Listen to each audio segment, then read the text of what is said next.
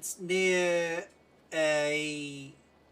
basically a prison near Shropshire, I guess. And I turned my drone on, and no sooner had I turned it on, it flew away. And I was like, that's weird. And then it flew back, and I got a text message. I don't know how they got my number, but they did. And yeah, I got a text message going, we have your phone, we have your drone, this is the police, and you are flying in a restricted area.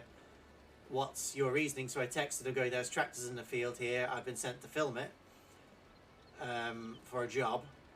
And they're like, okay, £10, we'll unlock it, you have 15 minutes, get your footage and go away. We are watching your GPS. True story. Because like it flew up, it flew away, came back backwards, and then